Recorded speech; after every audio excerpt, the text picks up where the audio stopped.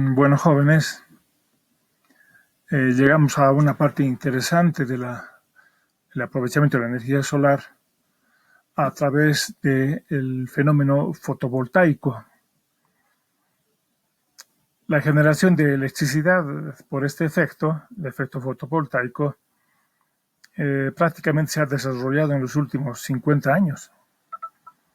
Si hacemos un poco de historia, en 1954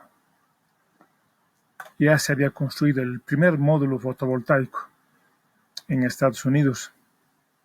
En 1958 logran construir el primer satélite equipado con panel fotovoltaico. Prácticamente desde 1980 se están fabricando paneles para distintas aplicaciones, pero especialmente para alimentar de energía eléctrica a viviendas aisladas. Desde los años 90 ya se están realizando la construcción de parques de generación fotovoltaica.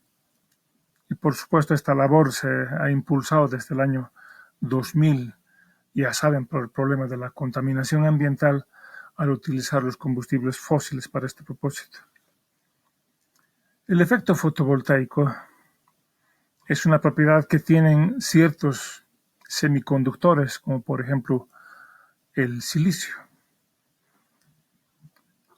Una célula fotovoltaica transforma la energía del sol, los fotones, la luz solar, en energía eléctrica.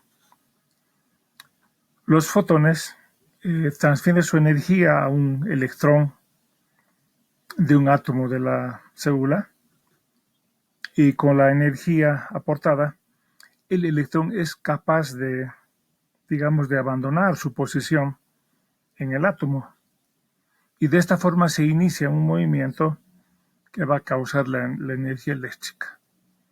Todavía es el silicio el semiconductor más utilizado, pero además se ha incrementado su capacidad de generar energía eléctrica a través de un dopado con boro y fósforo. De esta forma, entonces, se ha optimizado el flujo de electrones. Estos fotones que les estamos comentando van a romper el enlace que les decía electrón y hueco llaman, digamos, a la parte positiva que deja, ¿no? el efecto del abandono del electrón del enlace que había originalmente en el átomo. Esto es lo que forma el campo eléctrico. Entonces se sabe que la energía mínima para que se pueda producir energía eléctrica, la energía mínima de los fotones alcanza a 1.5 electrovolts. En el caso del silicio, esa ruptura de enlace se produce a 1.1 y el resto, bueno, se pierde como calor. En el caso del arsenuro de galio, 1.4 electrovolts. ¿Verdad? Entonces hay que saber que estas celdas son finas, más o menos entre 0,1 a 0,5 milímetros, y además tienen una pasta que las recubre, tanto de plata o aluminio, mediante procesos térmicos de serigrafía. Las dimensiones normales que existen de las celdas son, por ejemplo, de 150 por 80 milímetros y las cuadradas de 150 por 150. Producen más o menos 0.5 volts y una corriente de 3.3 hasta 8 amperes. Existen distintos materiales de este tipo de semiconductor. Ejemplo, el silicio monocristalino, que la podemos reconocer por su coloración azul, como está en el dibujo, con un rendimiento que llega de 14 a 18%. Puede ser silicio policristalino, el rendimiento baja de 10 a 15, es un azul oscuro. Silicio amorfo, menor al 10% en rendimiento y tiene un color marrón. Y el que tiene mayor rendimiento es el de arsenuro de galio, hasta un 28% y tiene un color gris. Para poder observar el comportamiento de estas celdas, se determinan curvas características de intensidad de corriente con voltaje o tensión. Acá tenemos un dibujo donde está una celda y las conexiones correspondientes en paralelo con un voltímetro, en serie un amperímetro, y aquí podemos ver la variación de resistencia.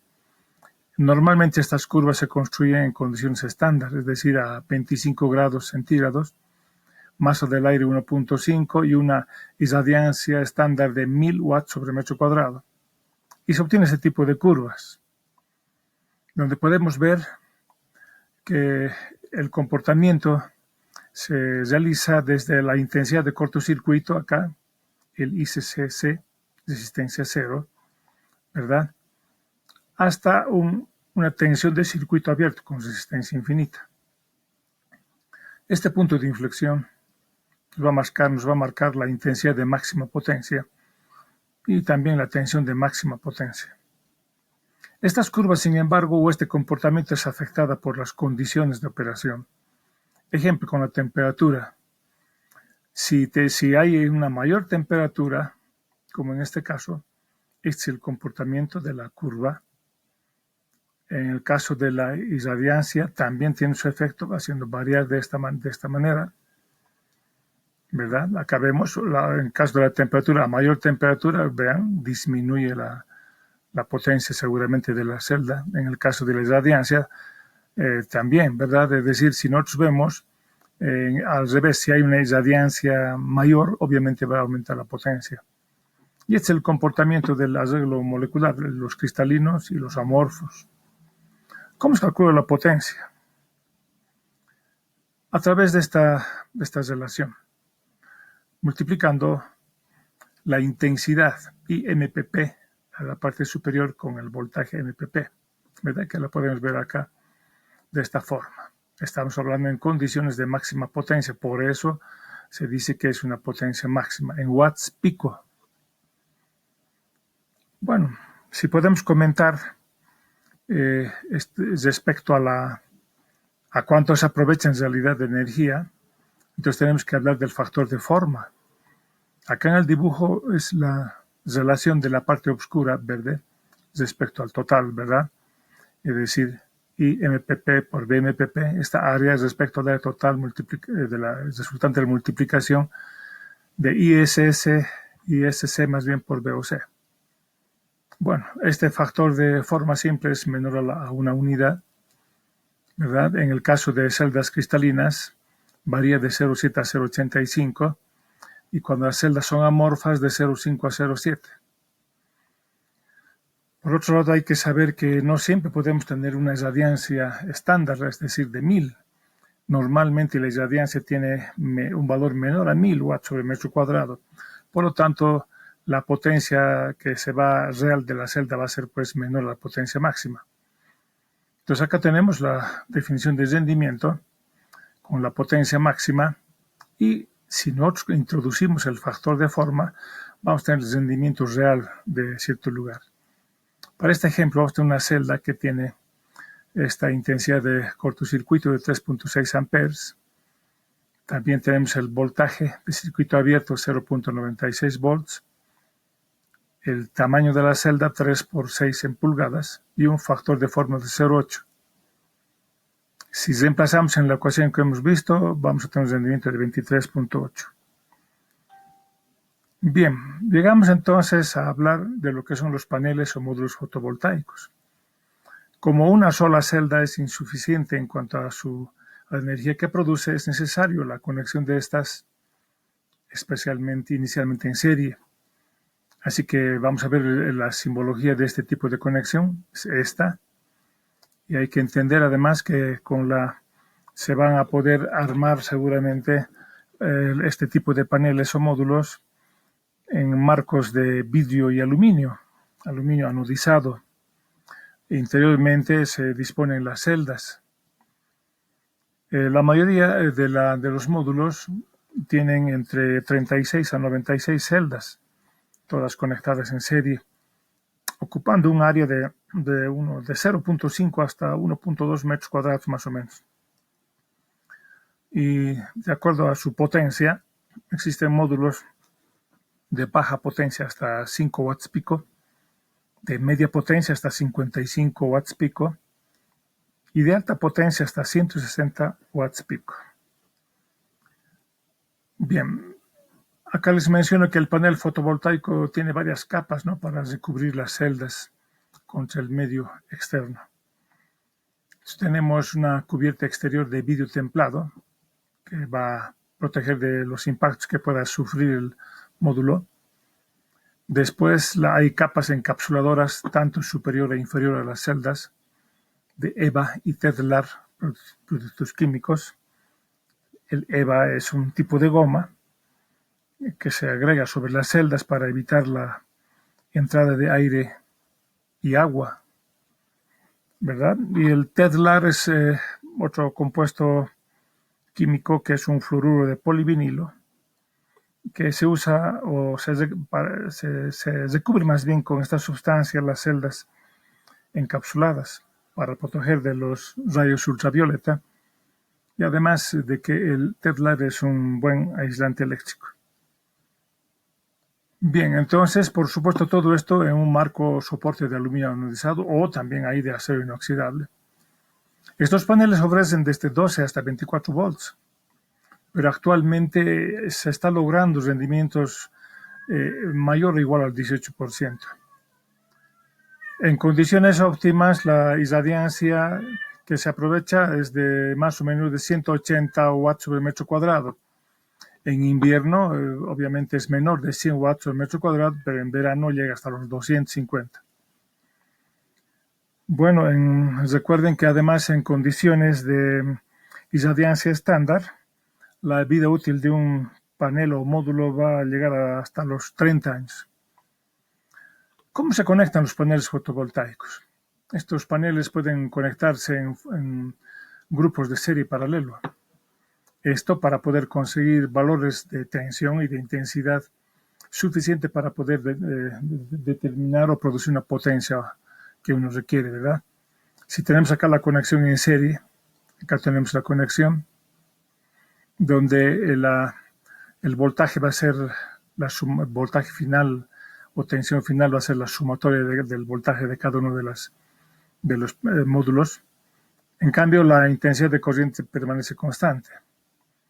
En paralelo, lo que permanece constante es la tensión y sí se van a sumar las intensidades de corriente de cada uno de los módulos. Respecto a la conexión mixta, tenemos en serie, como ven acá, hay 3 en serie y 2 ramas en paralelo. Por supuesto, entonces se puede calcular si estuvieran en serie simplemente por esta relación, si fuera en paralelo, pero normalmente tenemos conexión serie para paralelo, o sea que tenemos número, se supone, de paneles en serie, número de paneles en paralelo, multiplicado por la potencia del panel. Para el ejemplo que tenemos, vamos a suponer que el sistema fotovoltaico está compuesto de 3 paneles en serie y 2 paneles en paralelo. Sabemos que cada panel proporciona 20 volts y 5 amperes. Por lo tanto, la potencia es reemplazada en la ecuación que tenemos acá. Tenemos 3 en serie, 2 en paralelo, y la potencia del panel la calculamos con los datos que nos han dado de 5 por 20, por lo tanto la potencia es de 60 watts. Sin embargo, es importante también tomar en cuenta la energía generada en función del tiempo. Sabemos bien que la energía no es constante en el día, por eso se han definido lo que son las horas solares pico. Entonces, la energía generada de un panel, esto es real, ¿verdad?, va a ser igual a la potencia del panel multiplicada por las horas solares pico y por el rendimiento. Y el rendimiento que podemos tomar varía de 85 al 90%, que si fuera a condiciones normales, entonces llegaría al 90%, es el valor máximo, pero como es menor la irradiancia, quién sabe si a 85%. Entonces, las horas solares pico se tiene que determinar de acuerdo al día, a las condiciones del sol, ¿verdad? ¿Cómo afecta la temperatura? Cuando el sol va a incidir sobre los paneles, por supuesto que la temperatura del panel va a subir sobre 25, ¿verdad? Y esto lamentablemente afecta a la tensión. La tensión disminuye y por ende también la potencia del panel va a disminuir. ¿Cómo se calcula la temperatura de trabajo? A través de esta relación. donde T fa la temperatura ambiente, es la irradiancia estándar. El TON 0, la temperatura de trabajo, menos 20 grados centígrados sobre 800 watts sobre metro cuadrado, que son las condiciones con las que trabaja o se define el TON C.